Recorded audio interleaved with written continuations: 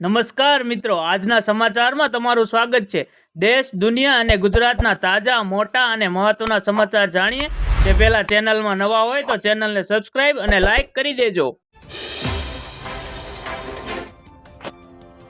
આગળના મહત્વના સમાચારની વાત કરીએ તો ફળોનો રાજા કેરીનું બજારમાં સારા એવા પ્રમાણમાં આગમન શરૂ થઈ ગયું છે। સૌરાષ્ટ્ર, દક્ષિણ ગુજરાતની કેરી બજારમાં આવતા ભાવમાં ઘટાડો નોંધાયો છે। બદામ સુંદરી પાયરી જાતની કેરીઓ ₹200 પ્રતિ કિલોએ વેચાઈ રહી છે।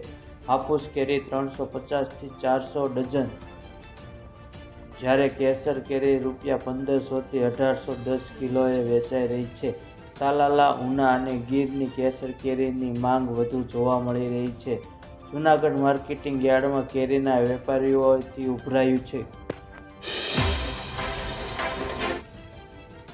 આગળના મહત્વના સમાચારની વાત કરીએ તો સરકાર કાશ્મીરને લઈ નિર્ણય લઈ શકે છે। લોકસભા ચૂંટણી બાદ કાશ્મીરમાં મોટા પાયા પર પરિવર્તનની શક્યતા છે। કેન્દ્ર સરકાર કાશ્મીરમાંથી AFCPAને હટાવી શકે છે। રાજ્યની સુરક્ષાની જવાબદારી જમ્મુ કાશ્મીર પોલીસને સોંપવામાં આવી શકે છે। એવું કહેવામાં આવ્યું છે કે ચૂંટણી પૂર્ણ થયા બાદ કાશ્મીરને પૂર્ણ રાજ્યનો દરજ્જો આપવામાં આવી શકે છે।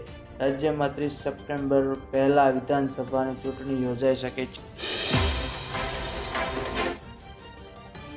આગળના મહત્વના સમાચારની વાત કરીએ તો બનાસ ડેરીએ પશુપાલકોને આપી ભેટ। બનાસ ડેરીએ દૂધના ફેટમાં પ્રતિ કિલોએ ₹15નો વધારો કર્યો છે। આ પહેલા તેનો ભાવ પશુપાલકોને ₹805 મળતો હતો, જે હવે ₹820 કરવામાં આવ્યો છે। તેથી પશુપાલકો ખુશ છે। બનાસ ડેરીએ 20 એપ્રિલના રોજ આ નિર્ણય લીધો હતો। જણાવી દઈએ કે બનાસ ડેરી એશિયાની સૌથી મોટી કોઓપરેટિવ ડેરી ગણાય છે, જેની સાથે ઘણા પશુપાલકો સંકળાયેલા હોય છે।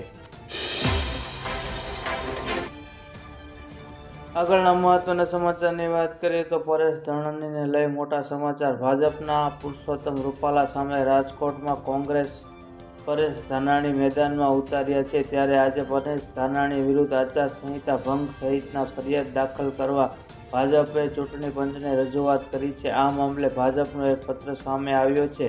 તે મુજબ પરેશ ધાનાણી વાંકાનેરની દરગાહમાં પંજાના નિશાનવાળો ખેસ પહેરીને ગયા હતા, સાથે પ્રચાર કર્યા હોવાની રજૂઆત કરવામાં આવી છે।